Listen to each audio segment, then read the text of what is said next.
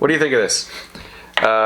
President-elect Donald Trump has appointed actors Mel Gibson, Sylvester Stallone, and Jon Voight as special ambassadors to Hollywood. What do you think about that, and do you think it's going to have an impact? I'm wondering, why does Hollywood need ambassadors? Well, he did that in 2016 too. There was Kelsey Grammer was one of them. But I don't. What do they do? Well, they think they can change the election because everyone came out and said he don't vote for him, and everyone voted for him. So, they always have the opposite effect. So I don't know if it matters to anybody out there. So I think the goal is to try to turn. I mean, Hollywood is a very left-leaning. Super left, right? So I think the ambassadors to Hollywood, their goal is to try to bring it back a little further right. Well, it's super easy to be super left when you have lots of money. Yes. Because you're not living in the everyday world of everybody else. Well, here's what I think about this. Say, yes, Hollywood is left. But on the same token, even though I wish it wasn't as left...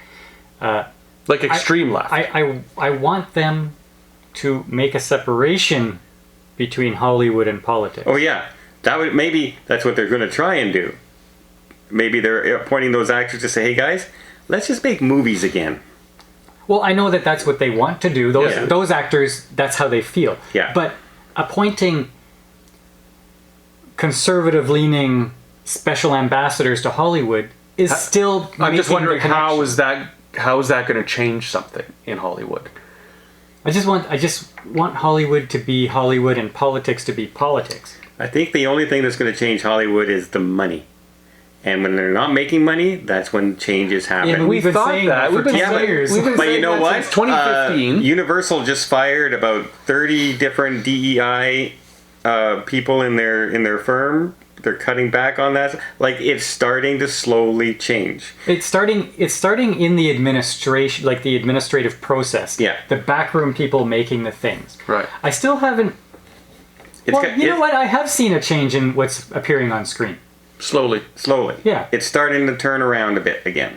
Mm-hmm. So I'm thinking by 2027-ish, I'm thinking we're going to start maybe seeing movies that are written for everybody, the viewer, right? And not for specific special interest groups. Yeah. Or we must make a movie because of this. We must have this person in it. We must have this association in it. We must have this sexuality in it. We must have all these things. Check the boxes, right? Well, yeah, but that character doesn't fit with them. It doesn't matter. We gotta have them in it. No. Just write a movie and then cast it. Yeah. And cast the people that fit the movie. Now, I agree with them, and I agree with usually the points of view of these three people that are mentioned. But the action of appointing them as special ambassadors just seems to be like poking people some more.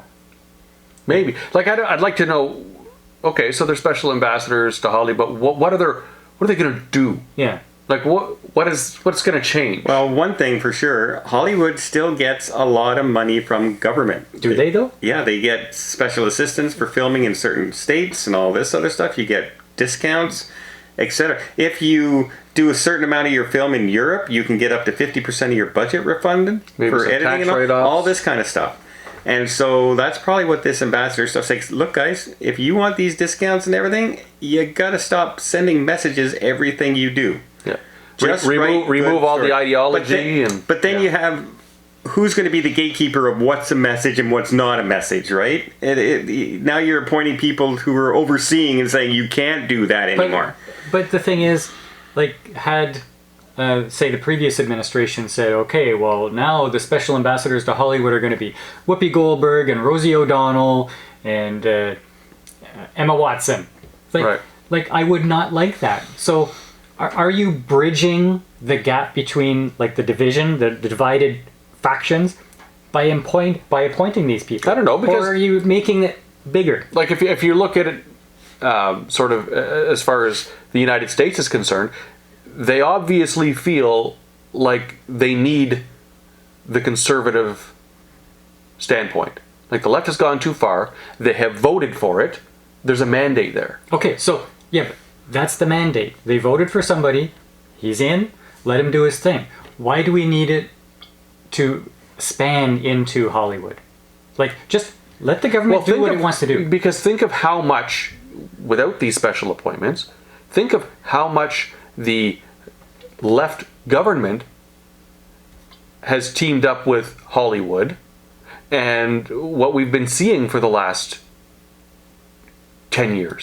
But we have, or the United States has, freedom of speech, and they have capitalism. But they do have oversight. So let them do what they do. And if they don't make money because people don't like what they're saying or doing, then they will not make a profit and they will change. So don't interfere with your politics. The problem is that the people that are funding them, right, giving them money to put out these ideological projects, are so rich they don't care if they lose money. They just know that if they hammer an entire generation with this stuff, they're going to grow up and that's all they're going to know. Mm-hmm. So that's what they've been doing. And you think the ambassadors will? They're trying. I mean, they're trying. I just think I see a tide happening. Things are changing in society, and whether it's slow or fast or whatever, it seems to be changing. So let it change. Yeah, I think this is one of the changes, though.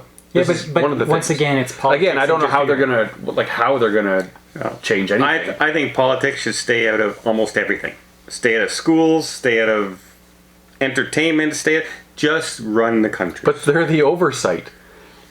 Like, the curriculum that they're teaching in schools, it comes from the government. Yeah, but they can step in and say, these are your rules, but then let them run the rules and go from there. You don't have to have all these different... That's the one thing in Canada, right? Every time we announce we're going to do something, we have a committee. Mm-hmm. And we have millions of studies and committees, and none of the money actually goes to what they're saying they're going to send it to. Right? We actually, in this country, did a $150 million budget to feed kids in school. And not one meal has been served. Not one meal got served. It's all on studies and the politicians running the committees. Not one of that $150 million went to feed somebody. And that's the problem. Keep politics out of everything and just let things run. Mm-hmm. So let's take Argentina. I don't know how to say his name. Malay something. Yeah. Okay, he got in, and I think he cut like dozens of government departments to make everything smaller. And as far as I know, the country's still running. Like, I think everything has gotten so big. Yeah. And appointing ambassadors to this and studies to this and committees for this, just small. Make it small. I agree that the government should not be in business. They should have policies and let the businesses adhere to the policies. Exactly. Yeah. The country should be the country, and the government should be the nucleus at the middle, minding its own business until somebody needs it. Looking after the entire welfare of everybody, not just this person, this state, this company, everybody. But that's an ideal world. And unfortunately, we don't live in an ideal world. Government has gone from a few guys who got voted in to run a small town country and help everyone to this big corporation is government now. And every time you hear of a committee or a study, that's money that these politicians are getting on top of their salaries. So everyone wants these appointments and committees, and they're creating more and more every year just so they can give more money and more money. Well, in Canada, the government